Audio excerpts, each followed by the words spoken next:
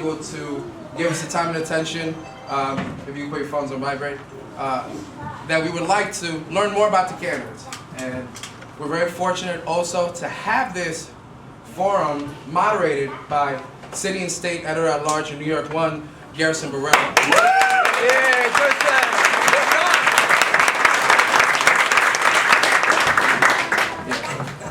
So I just want to introduce District Leader Dan Clark. It's our district leader for the West Harlem Dems. He's going to say a few words and then I'll pass it on to Mr. Barrera, please. Yeah, so thanks a lot for coming. I'm sure that everybody had other things they could do, so thanks for being with us. It's an important election, a pivotal election, epic election. Just a couple things. One, when I ran for district leader, we loved the grassroots Democrats. I did over 1,000 signatures myself, which is the largest of any BL in the city. So I inherited a club. They get it. It's all about the ground game. It's all about the ground. So, gentlemen, ambassador, whoever we endorse, look for a robust number in terms of signatures from aggressive Democrats. That's that out there. The reason I ran, though, is because I think that we can make a material difference in the lives of our beloveds here in West Harlem. More than just the accent, which we obviously love, we do well. Yeah. What about parlaying the connections, the access into making a difference for that person on the ground, be another level that everybody can reach out some services from the government. So just a couple things that we managed to do. We've been busy. One, Manhattanville. Manhattanville, as you know, had terrible fires some years ago. And so our wonderful seniors especially had to go all the way down 125th Street, down the hill, or over to Broadway in order to shop. And if you are Manhattanville, you must likely be on fixed income. So people are clamoring for a supermarket to return to Manhattanville. And so that's what's happened to the developer. There's a big hole in the ground. Everybody's wondering what is going to happen. We were able, the club was able to connect the developer with the residents. So we had a town hall meeting with Trenton, was one of the largest ever, 121 people from Manhattanville to find out more about the supermarket. And also, it's going to be an 8th-floor mixed rent development. So we've, next step, connected the tenant association with Flores and Ward 9, and we're working with the developer to see what we can do about what happens on the 2nd floor, 3rd floor, 4th floor, on up to the 8th floor. So that's one thing. We've raised over 100 new voters from Manhattanville. 66 next week. We're going to have a town hall for what I'm saying, to feature the sitting borough president, the council member, and Keith Wright is going to be with us also. So it's that type of thing. It's a service model. It's being the ombudsman for the community in addition to the politics. So this is a commercial announcement. We'd love for you to join us in our efforts to make West Harlem even better. So with that, I'm going to pass it on. Thank you. So if you... This is a great event. It's co-sponsored by the West Harlem Progressive Democratic Club and City and State New York 1's Garrison Barrera. If you do want to become a member of the club, you can definitely reach out to me after, to Dan Clark, and we'll take your information. This is not a typical forum. Ms. Barrera will give you an insight in terms of the structure, but it's going to be a bit more interesting than previous, so pay careful attention, and I hope you enjoy. Without further ado, Mr. Barrera. Please, buenas tardes. You all look beautiful, really, really beautiful faces. Thank you for coming out. I think on Saturdays, I told Corey on a Saturday afternoon, I know I'm busy, but I found it too tempting. Last time I actually moderated a debate, it was a debate in 2001, and it was between Mark Green and Miguelito Bloomberg.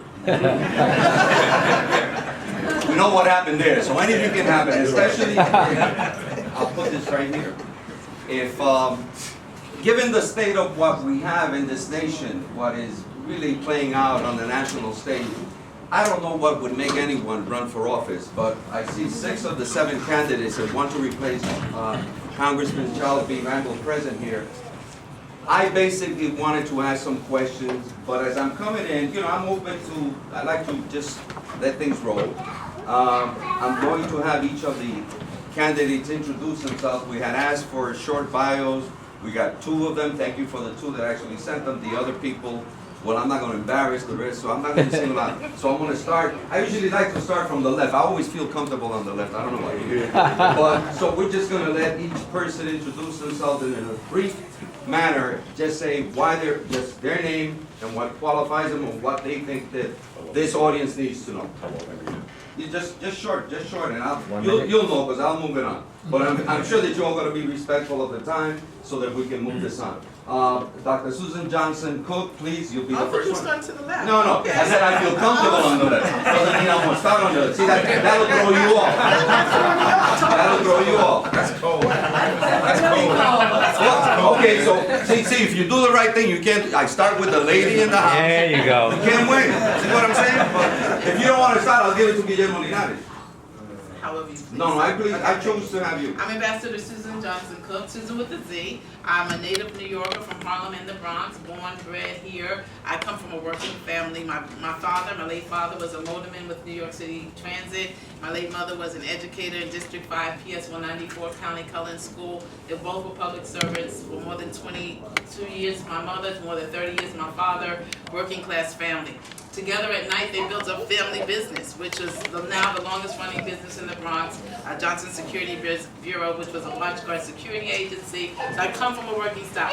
Most recently, I was the ambassador for international religious freedom, appointed by President Obama, nominated by Secretary Clinton, and so I advocated foreign policy, national security all over the world. I also was in domestic policy with President Clinton. So I'm familiar with foreign and domestic policy, native girl, home girl, want to take all of my experiences. That's why I'm running, because I care. I care about what's happening in our district, what's happening in our nation, and I feel I'm the best one to represent us at this time. Thank you, sir. Thank you. Mike Gallagher, you're on, sir. Good afternoon, I'm Mike Gallagher. I'm a stay-at-home father living in Washington Heights with 4 children. I am a previous network administrator, systems and technology person. I was in the business and in advertising. I know that many of you are asking yourselves, why is this guy here now? And I get it, and I'll explain it to you as I told my children, which is politicians in Albany and Washington are not representing us. It's as simple as that. We have a system that favors the wealthy and connected, and politicians are captive to that system. This is about the 5th event that I've been to, and at each one, the candidates have promised that if elected, they will save New York City public housing with federal money, and I'm here to tell you that's not going to happen. Even with Charlie Rangel's seniority and experience, Congressman Rangel is 46 years it'll be. DC gives us less money for affordable housing. It has for decades. Governor Cuomo was the Housing and Urban Development Chair. Less money for decades. I'm running to represent you in Congress. I'm here to provoke change for you, our community, and our families. Let's bring our demands to Congress. If you elect me, that's what I'll do. Tax reform is coming, and we cannot let Republicans control this. The only solution they have for any problem is tax cuts for rich people. Why do rich people get the breaks? Why? Rich people, do you know the federal tax code favors rich homeowners who can write off $100,000 a year on their taxes? $8,000 a month. Is there anyone in this room paying $8,000 a month for housing? They write off that at the top of their taxes. I would push for 15% tax credit for renters. Renters deserve a tax credit, and it can be done. Republicans rent. It's not just us. If you pay the median price in this district is about $1,000, that's $1,700 in your pocket at the end of the year. $1,700 that you will use for your families. We're not getting raises at work. Housing prices are through the roof. Why do rich people get the breaks? Thank you, Mike. Thank you so much. Next candidate, you know him well, Assemblyman Keith Wright. Keith? Good afternoon. Thank you. I'm the son of 2 public servants. My mother, who's still living, 95 years old, a retired teacher, principal at PS-161 right down the street, and PS-197. My father, who died about 10 years ago, a lawyer and a judge in the state of New York in the Supreme Court. Matter of fact, he garnered a nickname from the Police Benevolent Association. They call him Turn 'em Loose Bruce. Anyway, so with that, I have represented this community where we are sitting right now for the past 23 years in the Assembly. I've been a part or written some of the most groundbreaking pieces of legislation that we, in the last 2 decades. Number one, it was the number 2 name on the bill to repeal the Rockefeller drug laws. Number 2, the prime author of the bill to create a domestic workers' bill of rights. Those folks that work as nannies and caregivers and care for our seniors, now they're able to have a day off, vacation pay, and even a sick day, and yes, overtime. Also, the prime author of the bill to up the ante, up the level of payment of those for the SCREE program, senior citizen rent increase exemption. Now, if you're a senior citizen and you make $50,000 or less, your rent can't go up.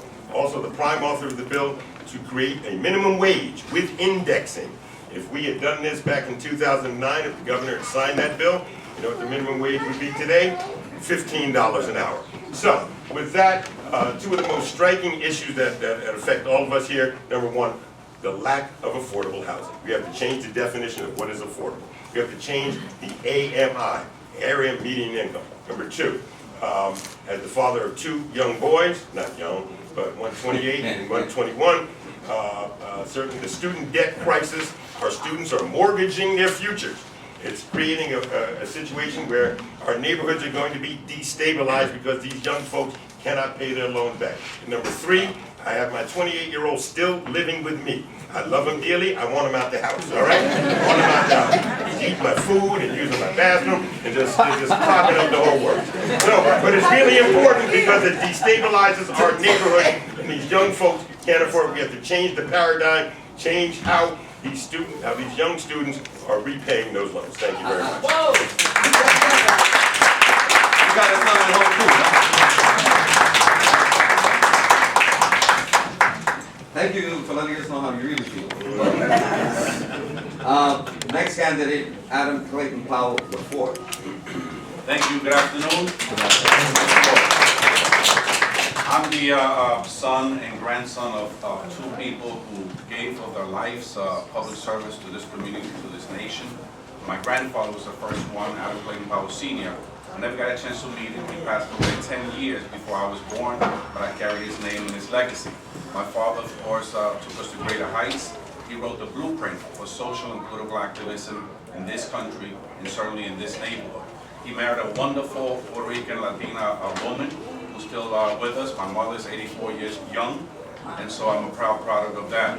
I've lived in this community, in this district, all of my adult life. Went to Howard University and then went to Fordham Law School.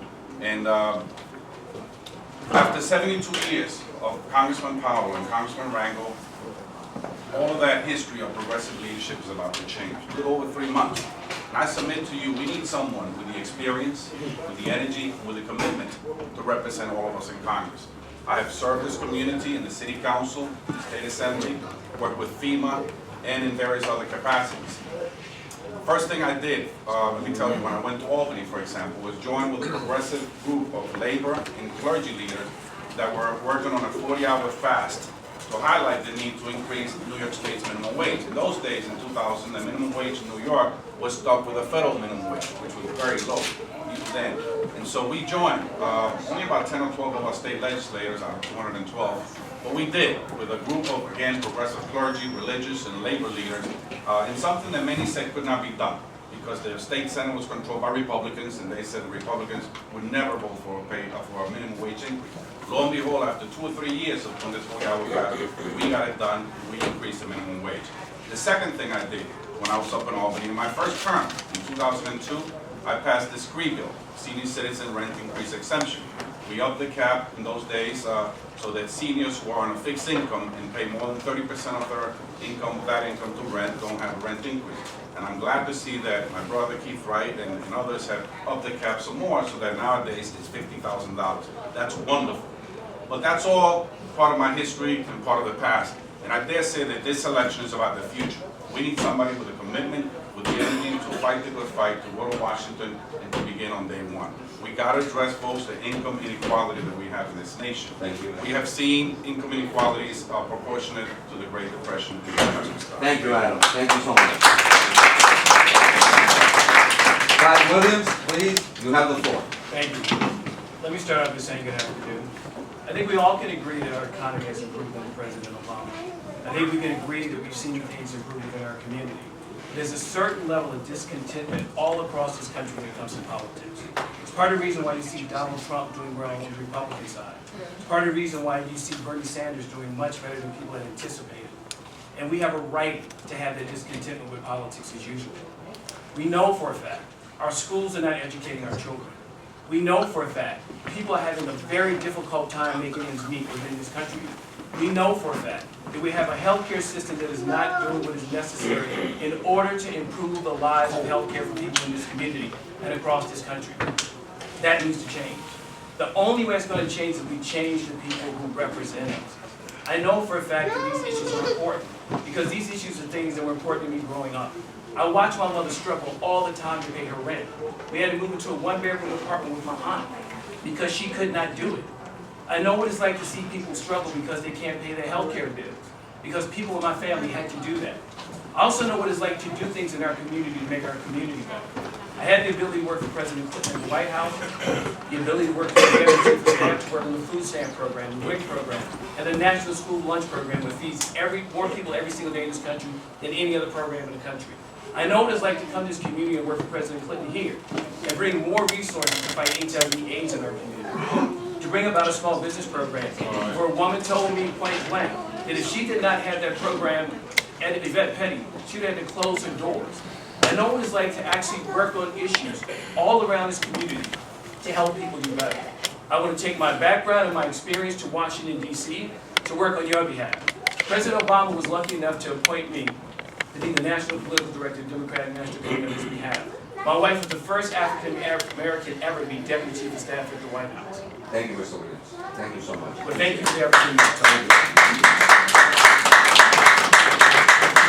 And last but not least, Guillermo Linares.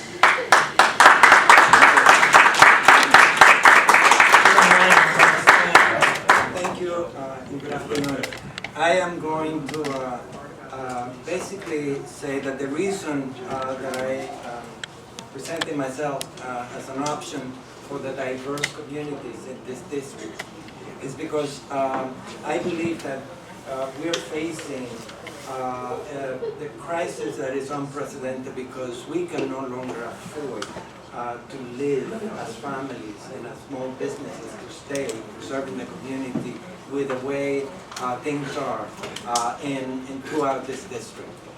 My experience since I graduated from City College in 1975 and landed to be a 5th grade teacher in Washington Heights and then taught in the 80s at City College as an educator, facing the most overcrowded school district in the city of New York, being on the school board, and mobilized parents to really face that challenge and got the schools that you see built there working side by side with parents and families there. That was a crisis in the 80s. When I got elected in 91 as the first Dominican elected in the United States, the crisis was a wave of crime affecting the community, and I mobilized with David Inkins to bring a police precinct. 100 and some people killed in the street of northern Manhattan, reduced 8 years later to less than 10 people killed, but it was mobilizing the community. I know about mobilizing. I've been serving the community for 40 years. I was then commissioner representing all immigrants in the city of New York, and today we have a language access policy in the city of New York for 2 million New Yorkers that don't speak English well, and the government needs to speak their language. I served under President Clinton as his chair of education nationally for Hispanics, and we were able to convince him, with me as chair, to dedicate funding for 5,000 dual language schools. Some of them came to New York. This was 99, 2000, these last 2 years. Thank you, Guillermo. Thank you. I'm going to leave it there, and I'll Yeah, gracias. Thank you so much. A lot of things in 20 years. I want to get this going. Look, I prepared a series of questions, and you know, when we sit down, some of us, you know, especially me, I think I know it all, and I don't. I know I don't, even though I may think I do. I've lived a few more years than some people here, and I'm a contemporary with a lot. Forums like this should be open not only to, you know, a moderator who's asking the questions and the answers from the candidates who are willing to engage in a dialogue. By the way, the petitioning process begins Tuesday. So these are pre-candidates. Hopefully they'll all be on the ballot so that you can select from them. Before I get started on the formal questions, Alicia? Where's Alicia? Alicia Barksdale? As I was coming in, there was a lady with her son. Whatever question I prepared here is not as important as the question that she has because she's a resident and she will be voting. She composes and she represents. She said, "Don't bring it. He can speak. He has a voice too. Let him do it." Sorry. Come on, sweetheart. Here's mommy. I'm So sorry. before I get into my formal, deep, smart questions, this lady who is a resident, I would like for each of the candidates to respond to her question because she's the one that you have to get her vote We're gonna go. when you decide to get to, if you make the ballot. So Alicia, if it's okay, you just ask the questions. I want you to be the first person to ask the question. Don't be sorry. Don't be sorry. You represent the majority in this district. Women like you. Oh, I'm sorry. She never gets. She never gets a shot. Nobody listens to a person who's actually going to vote in the district. So I want just bear with the child. He may be a future voter, by the way. I hope there's other candidates. This is a two-part question. What have you done as a candidate in our community of Harlem and West Harlem to help our children avoid being a lottery ticket and getting a good education? And what legacy would you leave in Harlem if you have one in our community to convince us that we should vote for you? You understood the question, right? Young man, what's your name? I like you. He's going to be hard to get along with. All right. Let's thank you, Alicia. Thank you so much. Bye, Aiden. Was that, I'll take my question. Let me get the question, Alicia, so I can read it. Let me get the, I will. Yeah. Repeat the question. I will.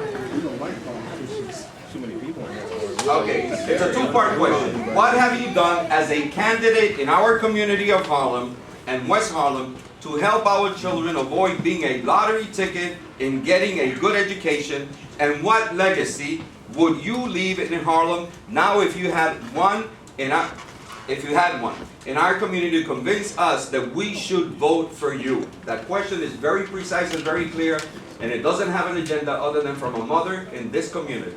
So, you want to take a crack at it first, Alicia? Thank you.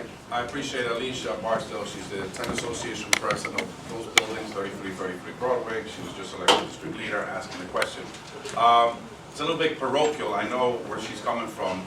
I've never represented West Harlem, just represented East Harlem and all of East Harlem, East of Fifth Avenue. But I will tell you what I've done. First thing I did when I went to the New York City Council in 1991, where I represented again East Harlem, a little piece of South Harlem, south of 116, and the Bronx, the Upper West Side, was bring computer labs, state-of-the-art computer labs to all of the public school buildings that I represent. I felt it was important then, 20 years ago, and certainly important now, to give our kids the tools, the technology that they need.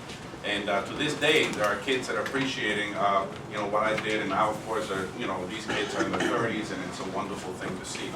We need to be very careful. There are 5 states in this country that use third-grade performance, 8-year-olds, as a measure to how many prisons to build. Anybody knew that? 5 states in this country use third-grade performance as a measure to how many prisons to build.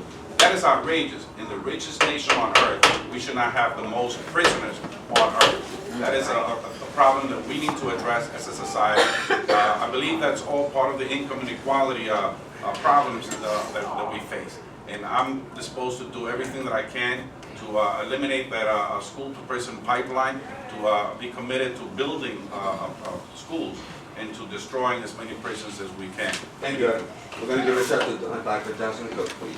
And I think to bring up the prison pipeline because as I attend churches on Sunday, right at Yankee Stadium and other places throughout the district, we see vans of mothers and sisters and daughters piling into these vans to go see their loved ones, mainly men, black and brown men primarily, upstate. So as a mother of sons who are educated in New York, certainly that grips me, and so I'm concerned that's number one.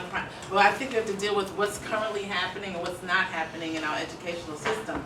It's been on the city and it's been on the state and it has not been dealt with well. So at the federal level, certainly I would work with the Department of Education and with those who are in the city municipalities as well, in terms of starting with pre-K, Head Start, which was started by Dr. Thelma Dare in Harlem, and the other partnerships that can be developed in terms of the early education.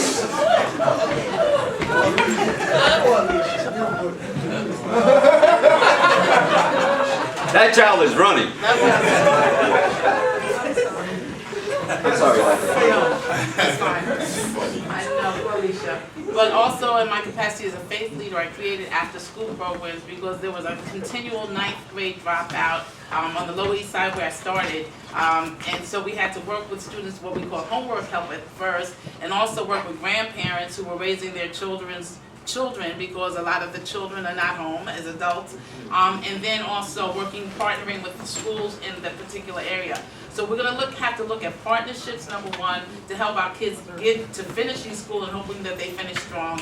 Number two, we need to look down the line in terms of corporations who need a workforce down the road in terms of what's their vested interest in terms of making sure that our kids not only finish, but they finish strong. And so we have a work pool that will be able to go on. So I think it's a combination of things, and that's what I would commit to doing and continuing to do and build upon those legacies. Thank you very much. We're going to jump over to Clyde Williams. You can respond, and then I'm going to come back to Matt Gallagher. Then I'm going to go to Guillermo, and I'm going to finish with Keith Wright. Is that okay? Okay, let's go. What have I done? As a person who's not been elected to anything, but had the ability to work on public policy, these are the things I have done. And the Department of Agriculture helps to expand the National School Lunch Program. And that program feeds more than 91% of kids in this district actually apply for free reduced lunch. Actually extended a program that gave free SAT testing to kids all across this country, particularly started right here in Harlem where I worked for Bill Clinton. The other thing I did is actually work on figuring out how it is we did more with preschool programs here in Harlem, again when I worked for former President Clinton. And the other thing I worked on was extending the earned income tax credit, which more and more people get money back from the tax returns than anything else. As far as what I would do, I think we can start educating our kids much earlier than we have been. I think one of the things I always talk about is this program I would call pre-care. What I would do is to start training kids, getting kids into school at 2 and 3 years old, and use our public library system, which is one of the most unutilized resources we have in our country, and figuring out how we use that, for lack of a better term, for working poor people, they spend anywhere from 20-25% of their money on just child care. The other thing I would do is I said I'd have after-school programs all across the city. Most kids actually get in trouble right after school. And so I would have universal after-school programs that focus on the arts, science, technology, engineering, and math. Thank you.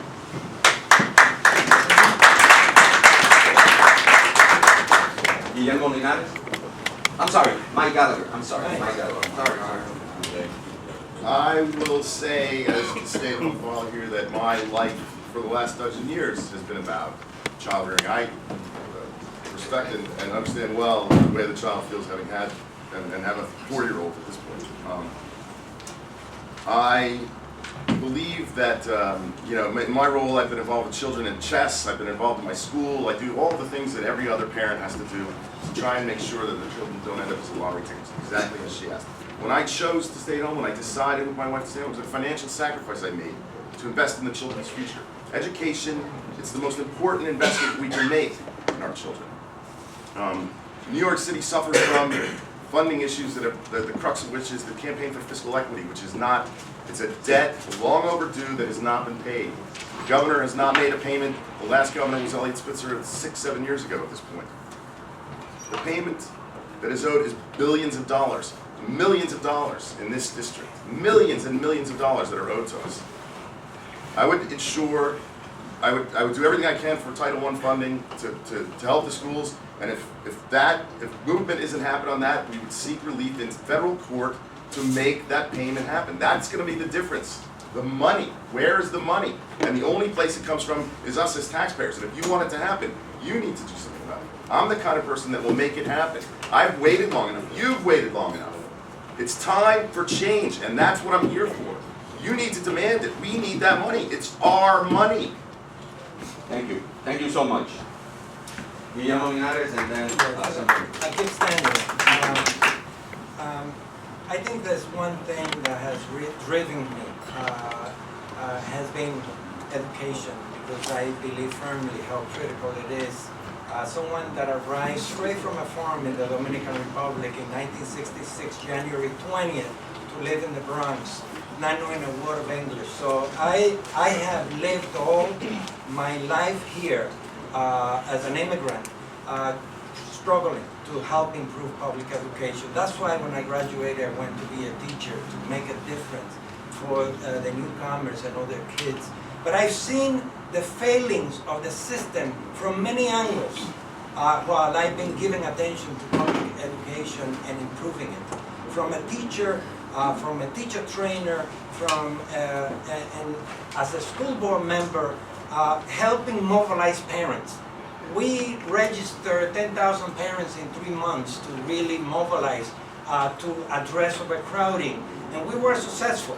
But also there was a challenge against the parents. The reason I decided to do my doctorate at Teachers College, Columbia University, and defended my dissertation on public education, and basically the lesson was in that dissertation, the system has now become a game of adults at the expense of children. And the reason that is so is because parents have never been able to connect with the schools that are institutions to serve the family. And the community have never been able to connect. That's why I'm pushing right now at the Assembly the idea and the concept of community schools, and wrapping around the services that the schools need to have, bringing the family and bringing the resources of the community. I think that that's a way to start with 75 million that we allocated. I hope it can be increased. But we need the parents to take control and the community to take control of our schools. Thank you. So just for notice, candidates, we have each candidate has 2 minutes to answer. We will give you the 60-second mark, the 30-second mark, and then the stop, and we'll make it visible to you and the moderator. Thank you. Please continue. I'm running on my own clock, so don't worry about it. I know that's a very Keith Wright, please, answering the 2 questions. And a good question. I want to thank Alicia Barksdale. What have I done? We as elected officials, we always try and put computers in our schools, but also back in 2005, I created something in the New York State Legislature which was called the Amistad Commission. The Amistad Commission is mandated to meet every year, and what it does, it creates a curriculum for our children throughout this state, which would mandate that Black history, slavery, especially in New York, be taught. Because if you don't know where you come from, you can't know where you're going. And that's a great achievement as far as I'm concerned. Number 2, I created a high school football team for our public schools. Never been done. Hadn't been done in over 60 years, which showed that our kids, when they're involved in sports, they will spend less time on the streets. My legacy, as far as I'm concerned, would be the building that sits on 135th Street and 7th Avenue, when then State Senator David Patterson and myself created the legislation that gave Thurgood Marshall Academy the right to be built. Number 2 also is the legacy is that we have to look at education in a totally different way. We spend about $8,000 to $10,000 a year on education in our public schools. We spend $60,000 a year on our prisoners. There's got to be a different way of looking at this, and certainly as far as the campaign for fiscal equity is concerned, the hero and the man who gave birth to that movement, former Councilman and District Leader Robert Jackson is with us. He deserves a round of applause. Because the state is owed to this day, I'm sorry, District 5 is owed somewhere close to $27 million. And so we have to rethink our priorities. So I've done things, I have a legacy, and we're looking toward the future. We also have to make sure that we fund to the highest degree Title I and Title III. Title I for our poorest of students, and Title III for our English language learners. Thank you, Assemblyman. Let me get straight to the question. I don't know if Alicia got a proper response, but we certainly know what they want to do and how they think they're going to be able to do it. I don't know how that works in Congress, and I guess we'll find out which of these fine candidates actually gets to replace Charles B. Rangel. And talking about Charles B. Rangel, 44 years tenure that Charlie Rangel has been in Congress, and among the many accomplishments, I just want all of you to quickly single out his biggest accomplishment from your estimation. What is the best that you define? One accomplishment from Charlie Rangel in the 44 years that he served this community. Guillermo? One, just one. Just one. I think the initiative of the Empowerment Zone, which is a national program to really spark job creation and give opportunity to communities like the one that we seek to represent, is a single, very important initiative that was not easy for him to get, and I think will benefit tremendously. Thank you. Clyde Williams, I was please. gonna say the same thing. Same thing. Yes, sir. Adam Clinton Powell. The low-income housing tax credit of the late 1980s. Okay. It created, for those who don't know, it created a lot of, housing, affordable housing all around the nation, and especially in our district. Number one, Keith Wright. Well, it's so hard to encapsulate one big achievement after 46 years of service, but certainly the EITC Earned Income Tax Credit is first and foremost, along with the Empowerment Zone. But more than that, Charlie Rangel's been a voice. He's been a voice. And that's what I want to be, is that voice that we heard nationwide and around the world. Mike Gallagher. I'd say the Earned Income Tax Credit with the second side of the Affordable Care Act. I salute his work. I just want to say that publicly, and I don't think we can replace him. Succeed him is really what happened. 44 years has been honorable. I would say the Earned Income Tax Credit, Empowerment Zone, and helping me learn how to navigate Congress to become an ambassador. What was his biggest failures, Congressman? One failure that you see and that you would correct that he did wrong. He had to do something wrong. He's a lie and everything. We appreciate his service. What did Charlie do wrong? What would you correct as a congressman? You don't find it? Oh, you're starting again. I'm going the other way. No, I'm going the other way now. I think, our whole district needs to look at fresh voices and fresh visions, and I think succession planning, for many leaders, but I think succession planning was He part failed of in that. Yeah. Mike Gallagher. He was censured. That's it. We all know it. Keith Wright. Calling for the draft and not getting it done. Adam. I think a style of leadership. Charlie Rangel, with all due respect, this is a political club, but Charlie Rangel for too many years has led from the top down.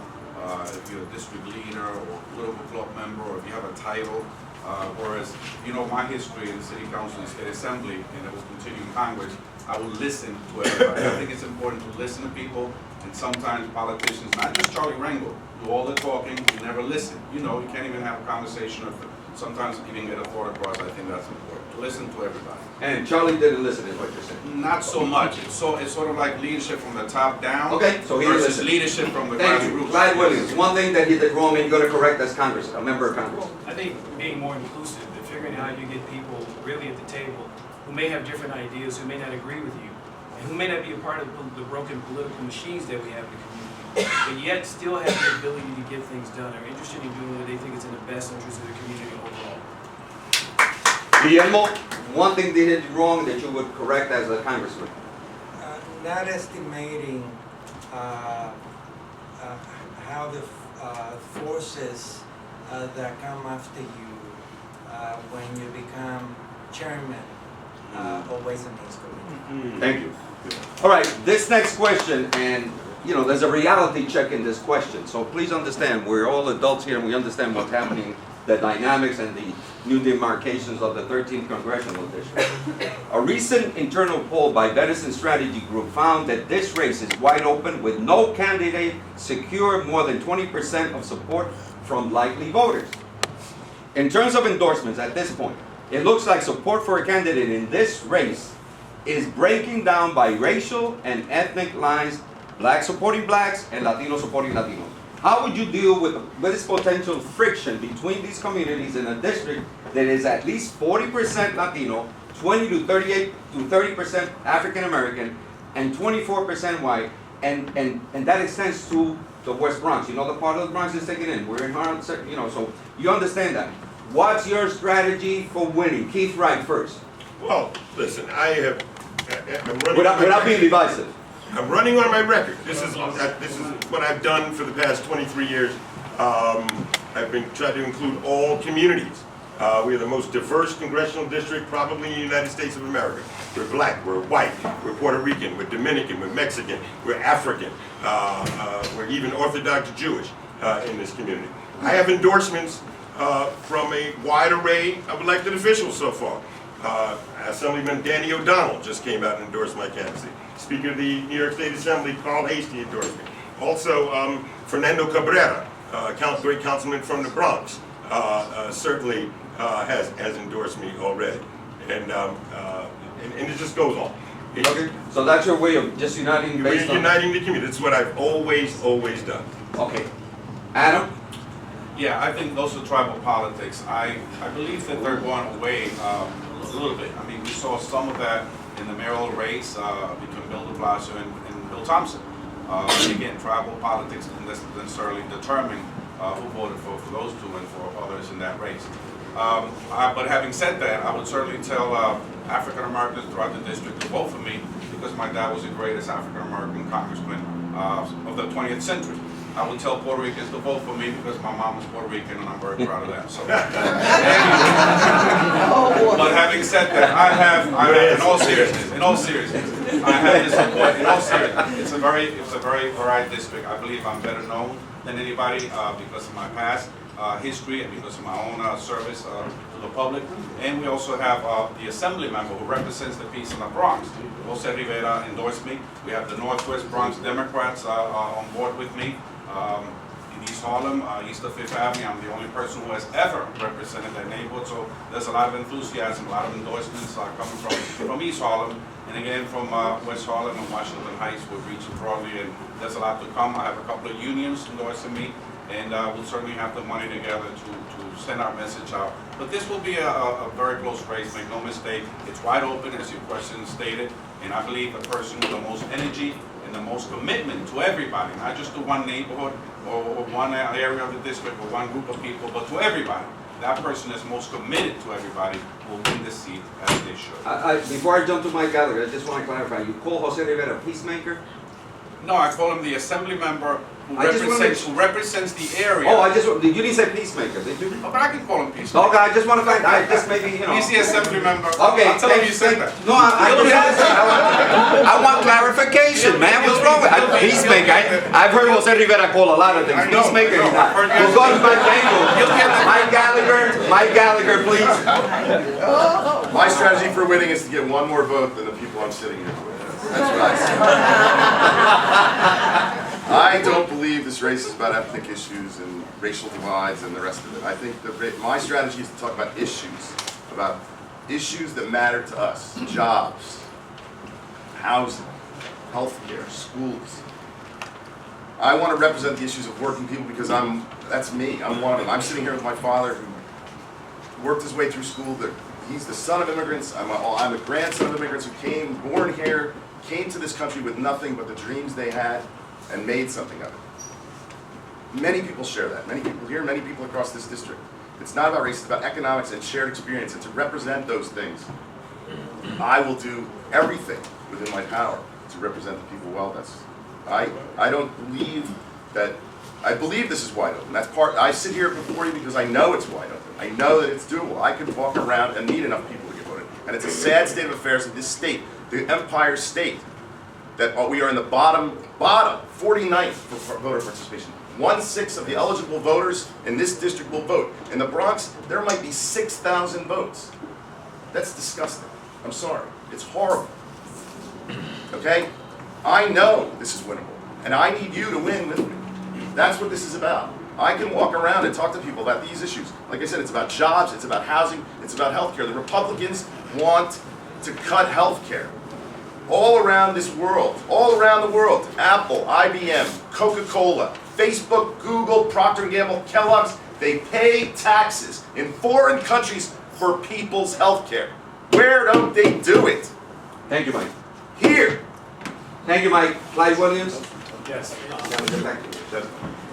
I think for too long in this community, people have paid ethnic, racial, and regional politics. They've divided us for their own political benefit, to make certain they prop up, as I said, the broken political machines in our community for their own benefit. I don't have a history. I have no desire to have the history of being that. I want to be something different.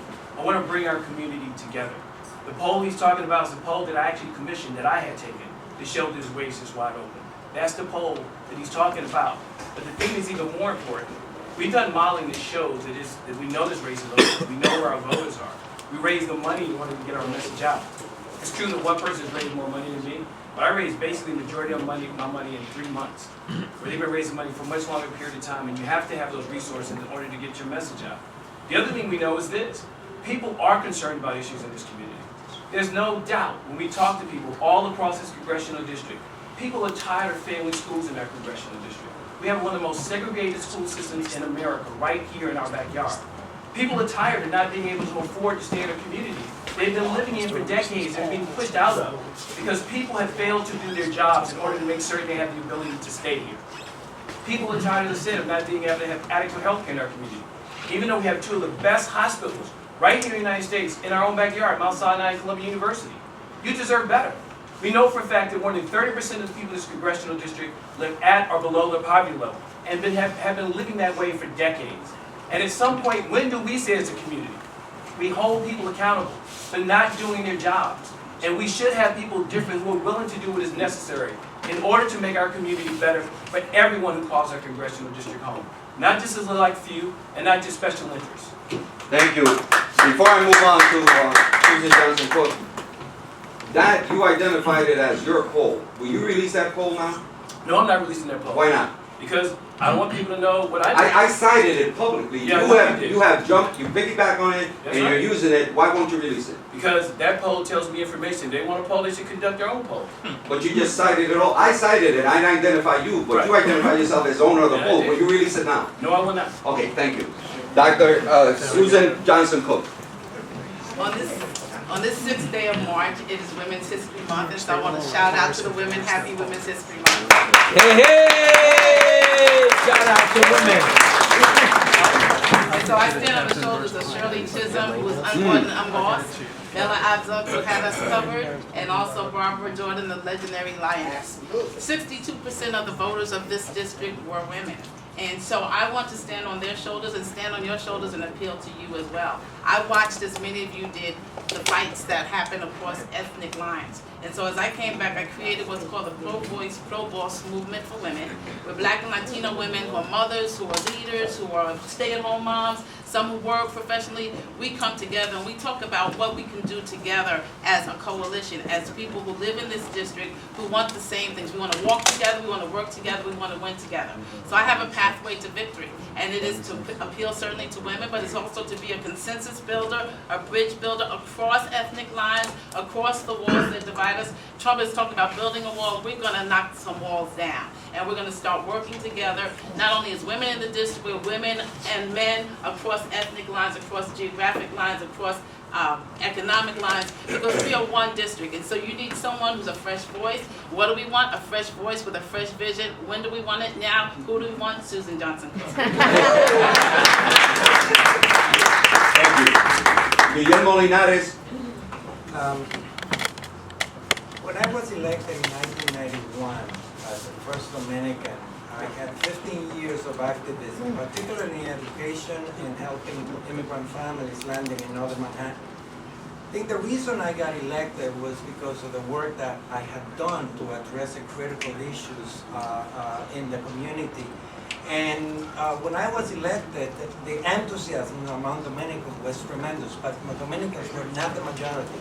The people who elected me back in '91 were majority others. Puerto Ricans, Cubans, African Americans, whites, and they gave me an opportunity to represent District 10. My job was to show them that I could represent them just as well. And because everything that affects the community is now one group or the other, and I've learned that. That's why we turned the community around in terms of violence and crime. I think that now what we really need in this diverse community is someone that has a proven record to help mobilize everyone to address the challenges that we face right now. I am experimented doing that and really by the community facing challenges. And right now, more than ever, we need to have a voice that really reflects the entire diversity, really raising hell up in Washington, D.C., because they turned their back on our community. So I want the people that I want to really have support of are the constituents that know what difficulties they face. I accept any support that I can get, I will go after it, but at the end of the day, I want to be able to take my message to them. They're going to go and vote, and they're going to decide who they want to represent. I hope that they will choose someone that has demonstrated experience over the years in bringing people together. Thank you. Thank you, Ian. Okay, now,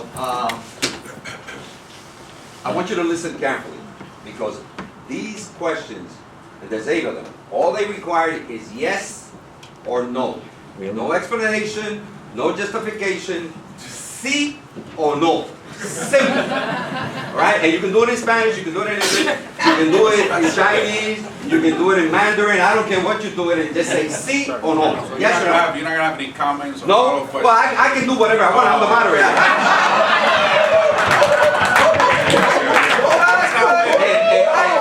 And I'm from the South Bronx, via Playa de Ponce, so I can do anything I want. You're running for office, I'm not. So let's go. I tell you what, since you got the big mouth, I'm gonna start with you. Yes or no? Yes or no? Yes or no?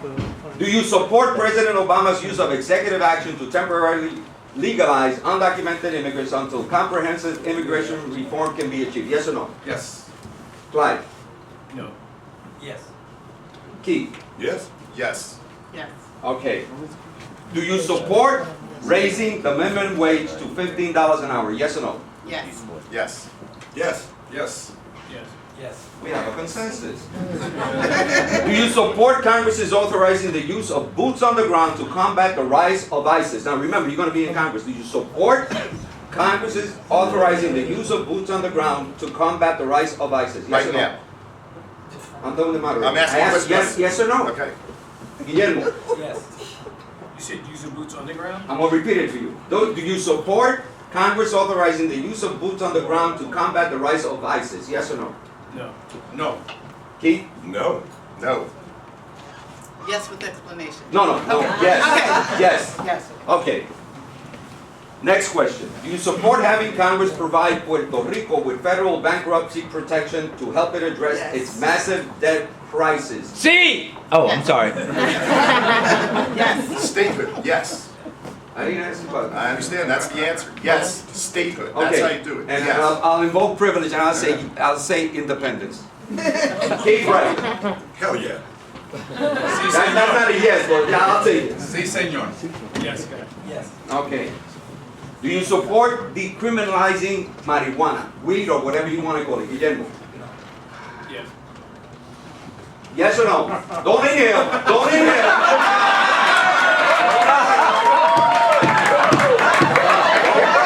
He inhaled, didn't he? Yeah, he did. He did. He sure did. He did. For the first time in my life, I will say yes. There you go. So this is the first admission? That you support it. And that you inhale. Okay, keep right. Keep right. Keep right. Do you support decriminalizing marijuana? Yes or no? Yes. Mike? Yes. Yes. Yes. Now let's see Don't tell how my kids. let's see how open and honest they're going to be with all of you that are going to vote for him. Have you ever smoked marijuana? I plead the fifth. Yes or no? Yes. Yes. Yes. Yes. Yes. Man, you're a drag. You're a white shit. I'm gonna give you a chance to regret. No. You never smoked marijuana. But I did. Even secondhand marijuana? He didn't inhale. Strong, DMO. Stay strong. All right. This is the 7th question. I'm almost done with these. Now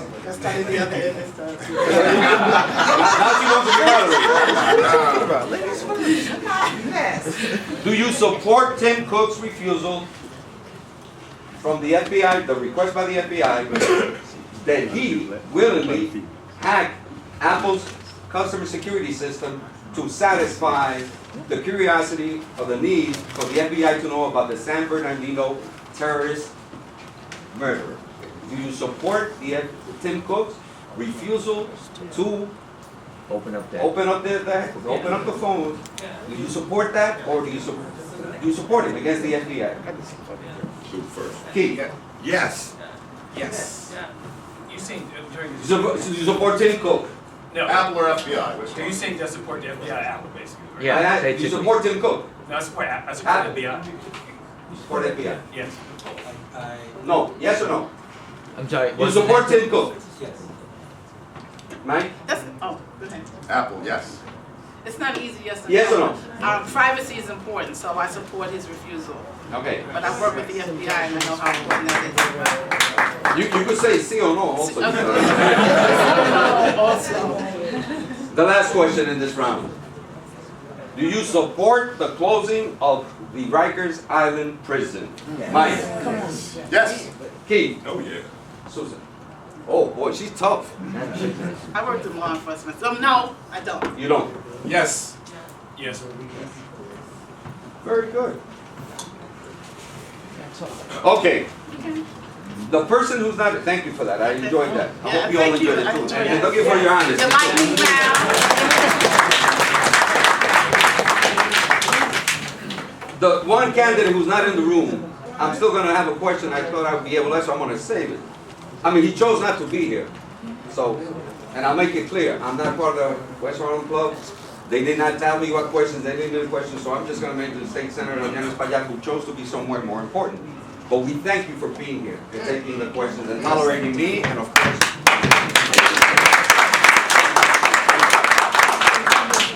You're actually a very good moderator, actually. oh, thank you. You've kept it light. I don't vote in this issue. I know, but I'm just trying to.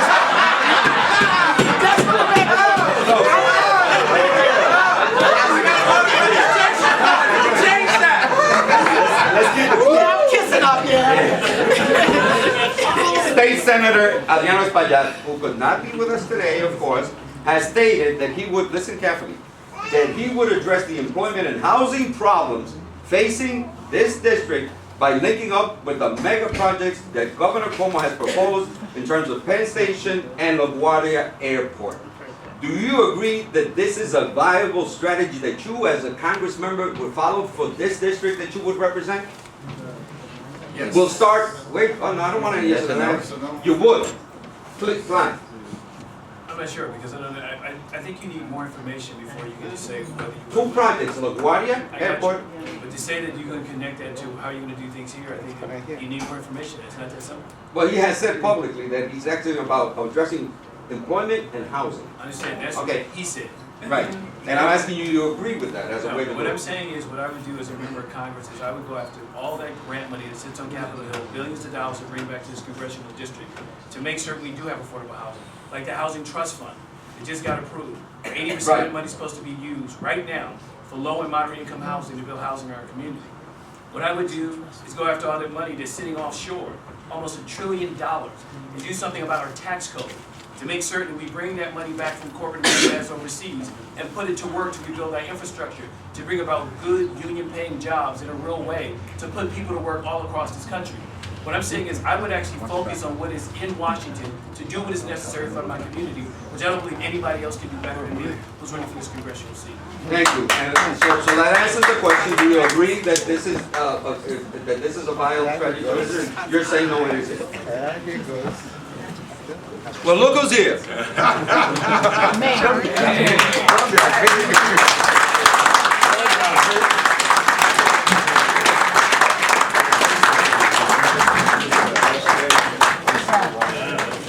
I got, you know, after all, I mean, 44 years and he's still sitting, and he walked out, nobody defeated him, you gotta give him a applause.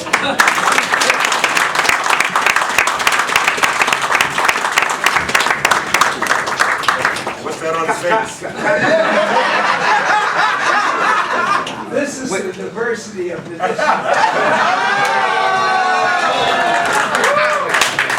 See, everybody wants to be a moderator. Thank you for your presence. Thank you, ma'am. I can see why you're listening, you retire, otherwise you're gonna have problems. years. I'm gonna, you know what? I had a question because I want you to, you were here, but I'm gonna put you on the spot. After whatever time you finish here, you missed a lot of the questions, some of them were fun. I'd like to know, at the end of this, what your criteria, for the first time, you're not gonna vote for Charlie Rangel. Charles B. Rangel, they're gonna be on the ballot. What is going to be your criteria to actually, when you go in the voting booth, what is Charlie gonna be looking for, and who are you gonna vote for? What is the criteria you're gonna be using? As a matter of fact, why don't you answer it right now? He's gonna write his name in.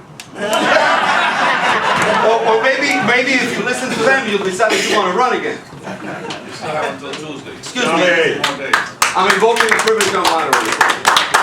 First of all, that's a very emotional question. Sorry about that. You can't live your adult life with your wife and kids and have geographically a congressional district built around you. This is not the district I was elected from. It is almost twice the size. The population has changed, the people has changed. The problems have been so different. But I can tell the candidates that the reward you get from a complex district like this makes you more than just an ordinary get down to the Congress. Because in the Congress, people represent their districts, but most of them look like their districts. Here, you can look at anybody in this room and not have the slightest clue where they come from.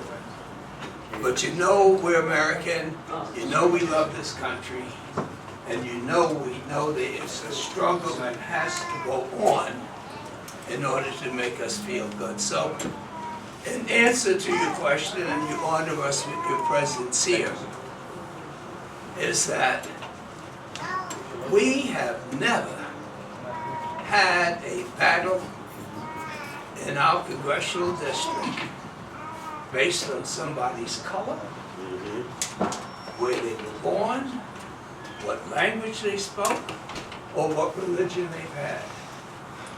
And the reason for that was the mutual respect that the people in the district had for each other. Each new group was greeted by a group that got there not that long before them. At one time it was the Southern Black and the Caribbean Black and the Puerto Ricans, and then the Asians and the Mexicans and Dominicans. But believe me, it wasn't like I kept people peaceful. It was that the tranquility of the churches and the synagogues allowed you to walk into the chamber of Congress feeling that you were 10 feet tall, especially, and this is off the record,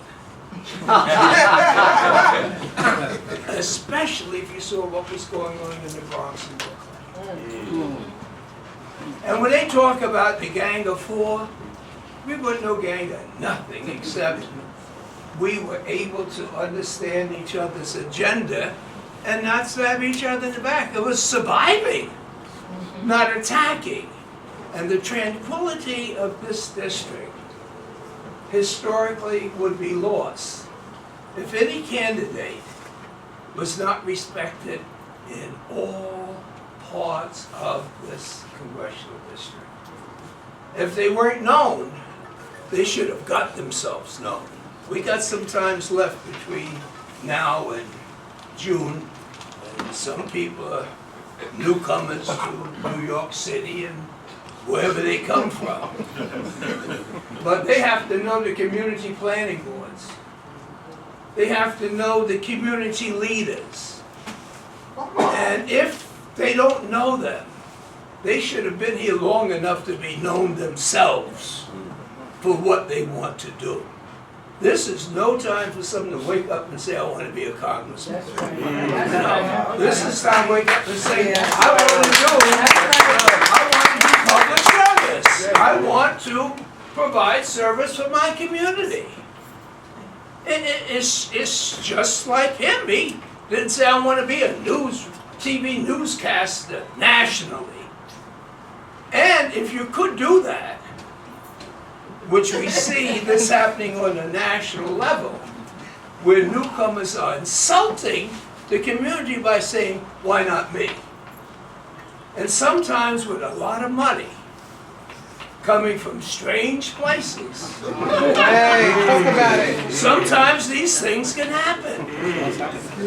I mean, I love Bloomberg, but I tell you one thing, he had a monetary edge in coming to my district that was totally unfair.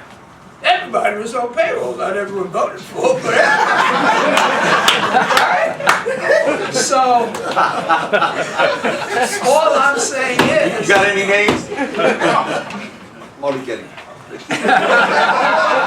I'm saying is this, that for the community, for God's sake, I have every reason to believe that that tranquility, that competition, that diversity, that everything, churches and whatnot, will continue. And when I will be involved, my wife will tell you that I don't know how not to get involved. She thought I was coming up here and getting involved in the debate.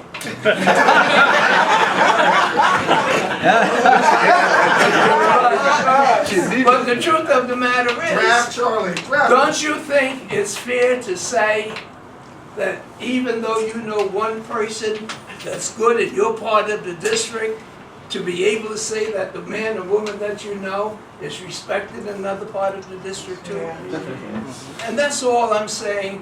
There are probably more eloquent words that can say it, but I know that what I tried to do is that when people say that was my congressman, whether they were in the Bronx, whether they were in East Harlem, whether they were on the West Side, that I tried to say, I tried my darndest with the help of my wife, who tolerated for so long. I mean, ever since we got married, I mean, she has been with me in public service.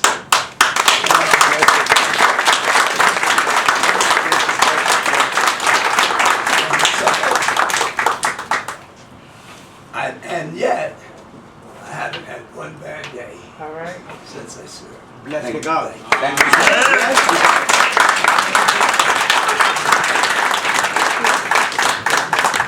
you. You notice how the line of Harlem didn't even respond as to what the criteria would be. I guess he did, right? But thank you, Congressman Rangel, for your presence and for your service.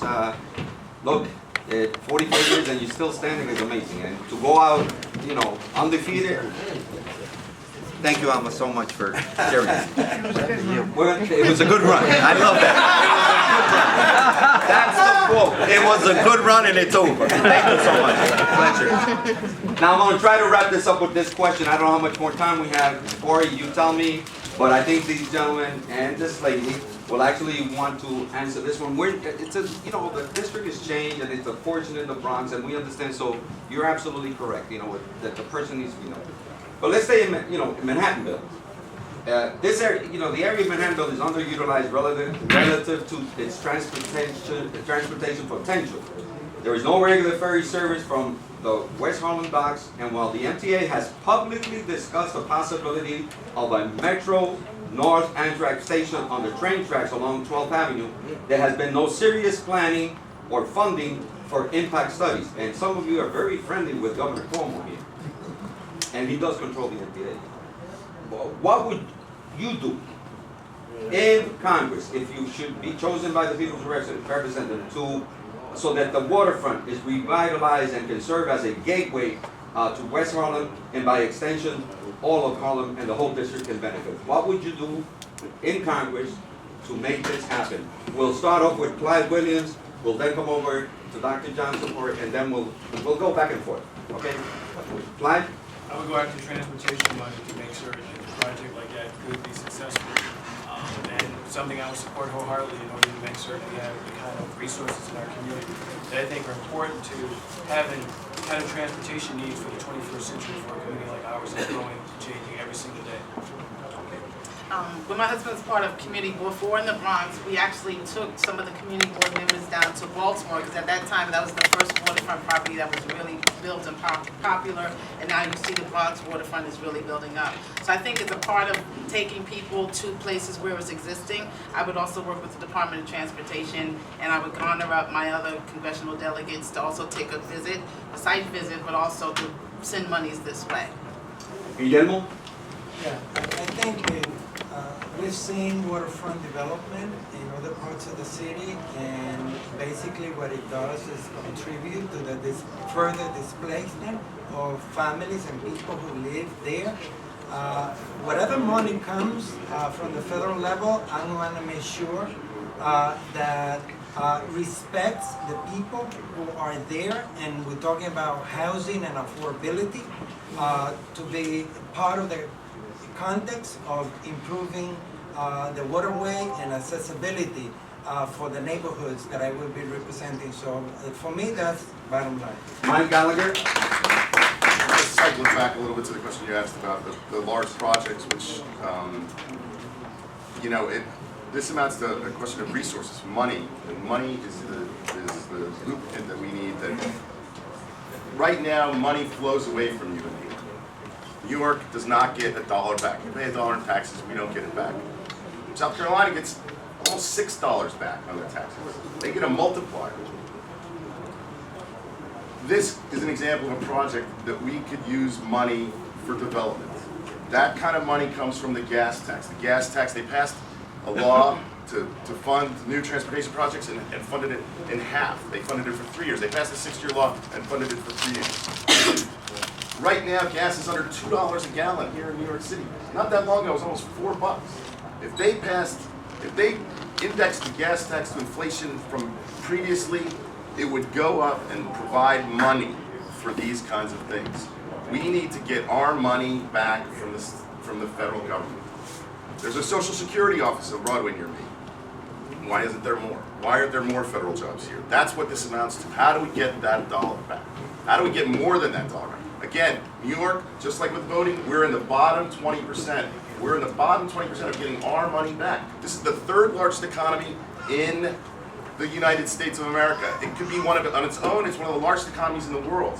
Wall Street, trillions of dollars are transacted down in Wall Street. We collect pennies on those dollars. Pennies, fractions of pennies.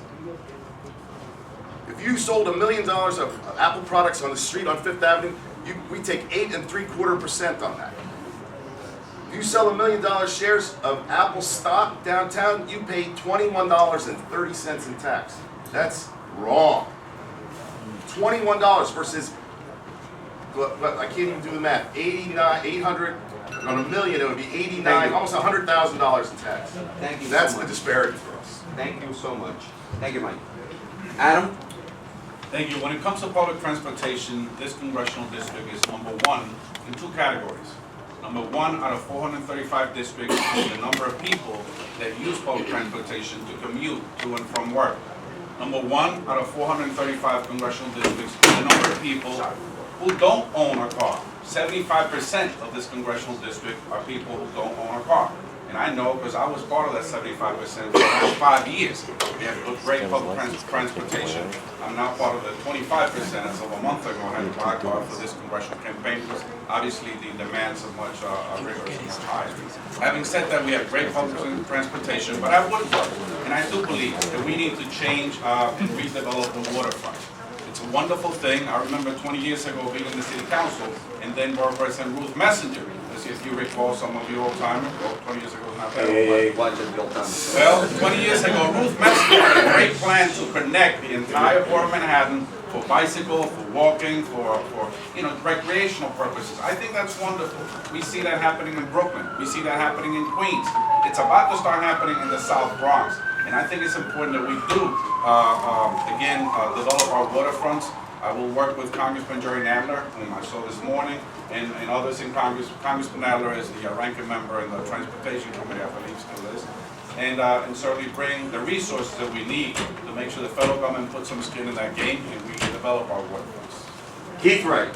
You know, with the Columbia expansion, we as a community have to make sure that our community is able to support the influx of all of these people coming in. The Columbia expansion is going to be huge, and it's going to be going over the next 20 years with housing, with students, and with academic services. If you're, well, her son Barrero may remember this, back in the 1900s, Harlem was not a... Harlem, you got 2 minutes, I'm not moderating. Just remember that. Harlem became Harlem because the subway system because of the subway system that came up here, the IRT. That's when it became a very vibrant community. Otherwise, before that, it was just a mere suburb. Now, we also, we have some transportation services that really need to be supported. Not only do we need to start the ferry service back and forth here, yes, but certainly the 2nd Avenue subway on the east side in East Harlem certainly needs supporting, and it needs to be built because the MTA has basically stopped construction of that subway up to 125th Street. We need to make sure 125th Street and 2nd Avenue gets built. So, with that, as a congressperson, I would do what I have been doing on the state level of government. That's making sure that resources are brought in.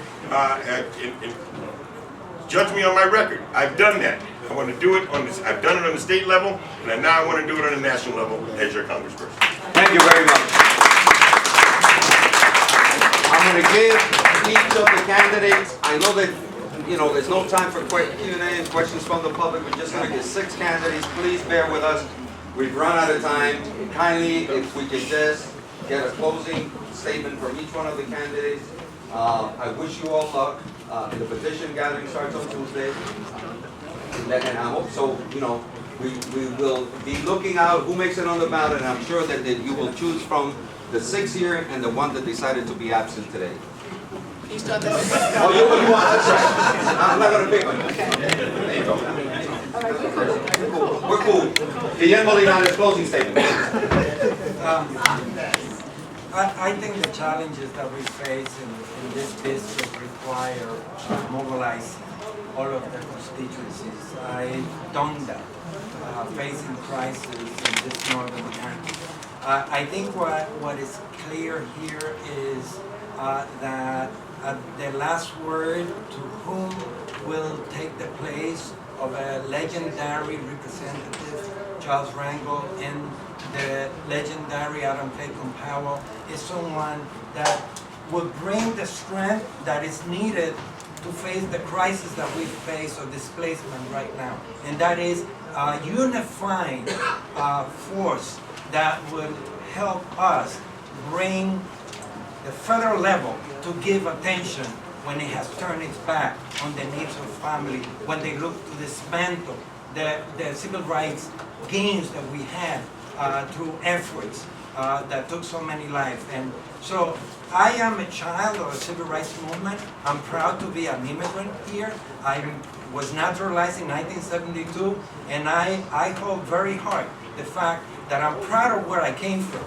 but I know what it takes to really make a difference here.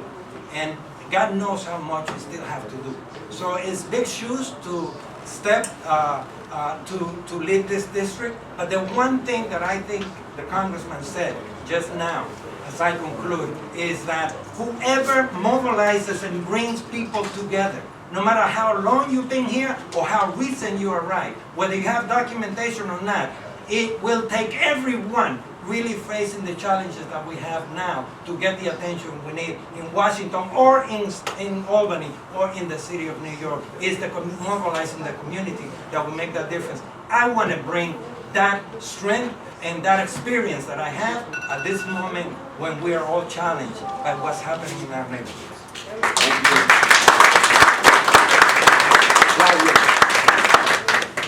Let me start by saying thank you for providing me with an opportunity to speak directly to you as someone who's interested in representing your needs and concerns here in the 13th Congressional District. I moved to this community in 2001. This is where my wife and I decided to be. We were raising our kids here. We're here by choice, and we are part of the community because we care about this community. As I said earlier, we have a very diverse community that's growing every single day. It's becoming more and more diverse. And the thing is, we need to have somebody who has not had that history of actually playing, as I said, racial politics, ethnic politics, or regional politics. I want to do what I think is right in this community for everyone in this community. And I believe that my background and my experiences make me qualified to serve. And I hope that you all make a decision based on what it is you believe and what it is you feel and think for each and every one of you. This is about your future. This is about the future you want to have for your children and your grandchildren. And we need to be forward-looking. And as Adam said earlier, elections are about the future, not about the past. And if we are serious about doing something about our future, then we have to figure out how we work together and come together in a very different, compelling way than any time we've done so before. We know for a fact that we have a group of people in Washington, D.C. that are going to do everything humanly possible to undermine whoever the next president, if she or he or she is a Democrat, to simply undermine President Obama. And so we need to have somebody there who can work with them, do what is right, hit the ground for you on day one, and make a real difference in bringing about real change in our community for everyone. Thank you. Thank you, Adam. Thank you all for listening. I come from a proud legacy of service to this community, the Greater Harlem community in this city. Nearly 100 years, my grandfather, my dad, and now myself. As I mentioned before, in 72 years, this district has only been represented by two people. My father, who I'm proud to say wrote the blueprint for social and political activism in this country, and Congressman Rangel. And after 72 years of Congressman Powell, Congressman Rangel, that's all about the change in just 3 months. And I submit to you, we need someone with the experience, with the energy, and with the commitment to all of us. Para todos nosotros, no solamente para algunos, y algunos sí, algunos no, para todos nosotros, all of us, to represent this district. I know practically half of the people in this room by name. I've worked with you, I know of you. I know practically every corner, every area of this congressional district. I've been to many of the community centers. In fact, I had my birthday fundraising celebration here where the congressman attended. And so I believe I'm ready to hit the ground running. I know the issues, I know you, and I look forward to doing that. Not for us, as was mentioned before, but for our kids. My 26-year-old son, for your kids, your grandchildren, this election, please think about it. It's extremely, extremely important because the repercussions are far greater than just someone who we know, or someone who will help us get a job, or someone who will help us get an apartment. It's not about that. It's about the future, the heart and soul of this community. Thank you. Thank you, Adam. The next and oldest candidate on the table, Keith Wright. I get even, brother. I get even. And if you say anything, I'll say that you walked the congressman across the street when he was young. I used to carry his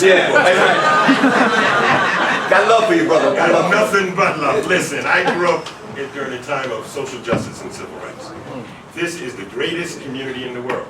With the birth of my kids, makes 4 generations. My family has been here, 5 generations in the city of New York. I happen to love this community very, very much. It's been an honor and a privilege to serve this community. I am not running for office, not running for Congress because I want to put something on my resume. I'm not running for Congress because I don't like somebody.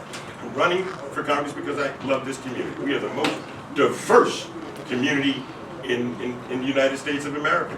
As I said before, we are black folks, we are white folks, we are Asian folks, we are Puerto Rican folks, we are Dominican folks, we are Mexican folks, we are African folks, and we're Orthodox Jews. We comprise the most diverse district in the United States.